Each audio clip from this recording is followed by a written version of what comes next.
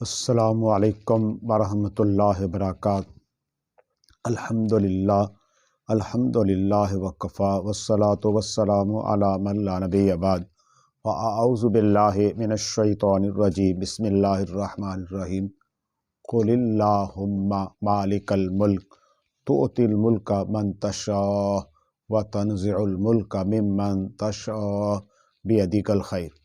میرے محترم بھائیو، اللہ تعالیٰ نے سورہ آل عمران میں فرمایا ہے کہ آپ کہہ دیں اے اللہ جو بادشاہت کا مالک ہے، تو جس کو چاہتا ہے دیتا ہے اور جس سے چاہتا ہے واپس لے لیتا ہے، جس کو چاہتا ہے عزت دیتا ہے، جس کو چاہتا ہے ذلیل اور خوار کرتا ہے، کیونکہ سب اختیار یا اللہ تیرے پاس ہیں۔ میرے بھائیوں، اے اللہ رب العالمین کی بادشاہی ہمیشہ سے ہے اور ہمیشہ رہے گی۔ وہ کسی کے محتاج نہیں، نہ الیکشن کی، نہ ووٹوں کی، نہ اعتماد کی، نہ عدم اعتماد کی، نہ کسی پارٹی کی اور نہ کسی پاسکو پارٹی کی، جن کے پاس چند سیٹیں ہوتی ہیں اور بلیک میلنگ کرنے والے جو ہوتے ہیں۔ اللہ تعالیٰ کو کسی کی کوئی پرواہ نہیں ہے۔ اللہ تعالیٰ کی بادشاہت ایسی ہے کہ جو کسی کی محتاج نہیں ہے۔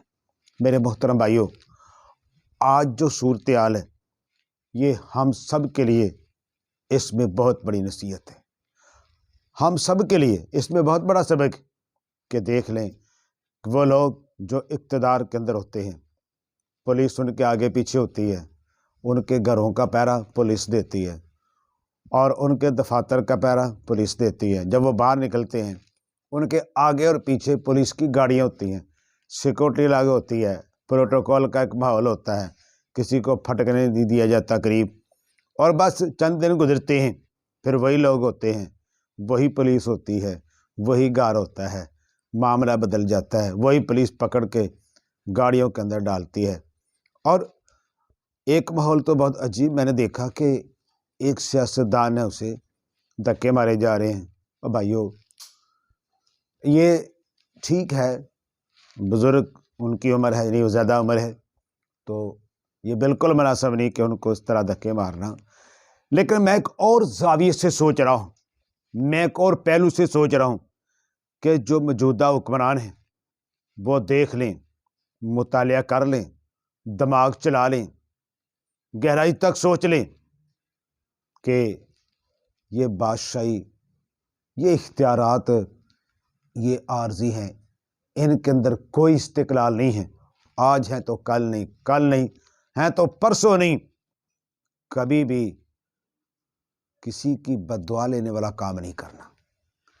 اب بھائیو، آج جو غریب آدمی ہے اس کو روزانہ دھکے پڑ رہے ہیں، اس کو روزانہ ذلیل کیا جا رہا ہے۔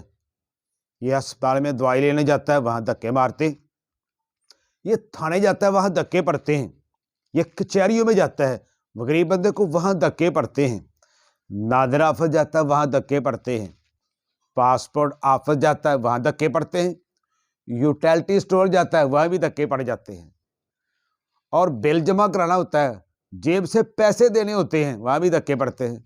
بل غریب بندے کا بہت آ جائے، بل کم کرانا جائے، وہاں بھی دھکے پڑتے ہیں۔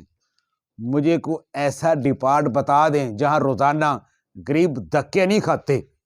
یاد رکھنا، یہ ملک اللہ رب العالمین کی ملکیت ہے، کلمے کے نام پر بنا ہے، لا الہ الا اللہ اس نام کے اوپر بنا ہے۔ ذرا بتایا جائے کہ پاکستان کے اوپر اتنا زیادہ قرض ہے، اتنا زیادہ پیسہ اور ڈالر وہ بعد سے اب تک لیا ہوا ہے۔ اب تک تو غریبوں کے حالات بدل جانے چاہیے تھے، اب تک تو غریبوں کی حالت سدھر جانی چاہیے تھی، لیکن اب حالات کیا ہے کہ غریب آدمی 2 وقت کی روٹی سے لاچار ہو گیا ہے۔ وہ بیچارہ دیہڑی لگا کے آتا ہے تو آپ یقین جانیے کہ وہ یہ سوچتا ہے کہ کیا چیز گھر لے کے جاؤں اور کیا چھوڑ کے جاؤں۔ حتیٰ کہ جب وہ آٹا لینے جاتا ہے وہاں قطار لگی ہوتی ہے، دھکے الگ بیچارہ کھاتا ہے۔ اگر وہ آٹا خرید لیتا ہے، پھر دکان پہ جاتا ہے گھی لینا ہے تو وہاں 600 650 سنایا جاتا ہے۔ پھر پٹرول لینے جاتا ہے، وہاں دھکے الگ کھاتا ہے، وہ کہتا ہے جناب ہے ہی نہیں، مہنگا بھی ہو گیا، مل نہیں رہا۔ کیا پاکستان اس لیے نہیں بنایا گیا تھا کہ اس کو فقیرستان بنا دیں، غربستان بنا دیں، اور غریبوں کا اتنا برا حال۔ آپ یقین جانیے کہ اس ملک کے اندر سب سے زیادہ ٹیکس غریب بندہ دیتا ہے، نہیں تو یہ بات بالکل حقیقت ہے۔ ٹیکسوں سے سب سے زیادہ متاثر غریب بندہ ہوتا ہے۔ کوئی فیکٹری مالکان اپنی جیب سے ٹیکس نہیں دیتا، غریبوں سے لے کے دیتا ہے۔ کوئی بزنس مین اپنی جیب سے ٹیکس نہیں دیتا، اس کا بوجھ غریب کے اوپر ڈالتا ہے۔ غریب آدمی ملک کے اندر سب سے زیادہ ٹیکس دیتا ہے، اور غریب آدمی سب سے زیادہ محنت بھی کرتا ہے۔ جس کے پاس پیسہ ہے، امیر آدمی ہے، اس کا تو پیسہ چلتا ہے، محنت نہیں چلتی۔ محنت کس کی چلتی ہے؟ محنت غریب بندے کی چلتی ہے۔ ٹیکس بھی غریب بندہ دے، محنت بھی زیادہ غریب بندہ کرے، اور ذلیل بھی سب سے زیادہ غریب بندہ بھی ہو، اور اسی کے نام کے اوپر ووٹ لے کے انہی کو بعد میں ذلیل کرے۔ یہ کدھر کا انصاف ہے؟ یہ کدھر کا عدل ہے؟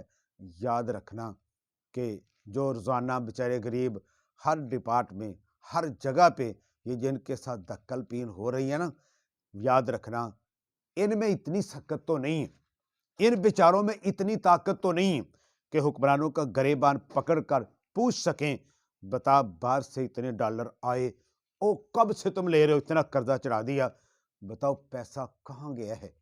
مہنگائی اتنی ہو گئی ہے، تن ڈھانپنے کے لیے، ان جسم ڈھانپنے کے لیے ان کے پاس کپڑے نہیں، کھانے کے لیے ان کے پاس وسائل نہیں، بنیادی ضروریات کے لیے ان کے پاس کچھ بھی نہیں۔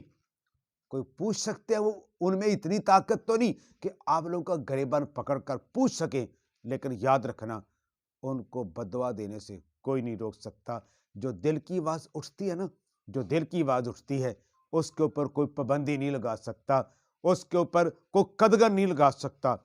میں مشورہ دوں گا بڑا مخلصانہ، غریبوں کی بددعاؤں سے بچ جاؤ، ورنہ پھر یاد رکھنا چند دن کی بات ہے، پھر دھکے کھانے آپ لوگوں کے لیے بہت مشکل ہو جائیں گے۔ آپ لوگ بہت نازک بدن ہو، بڑے عیاش پرست ہو، آپ لوگوں نے بہت بڑے بڑے محلات کے اندر رہنا ہوتا ہے، نرم بستروں پہ سونا ہوتا ہے، بڑی امپورٹڈ لباس پہننا ہوتا ہے، بہت اعلیٰ قسم کا کھانا کھاتے ہو، بڑی عیاشیاں کرتے ہو۔ دھکے کھانا تمہارے بس کی بات نہیں۔ بہتر یہی ہے کہ غریبوں کا احساس کرو، جن کے نام پر ووٹ لیتے ہو ان کے لیے کچھ کر دو۔ وما علینا الا البلاغ۔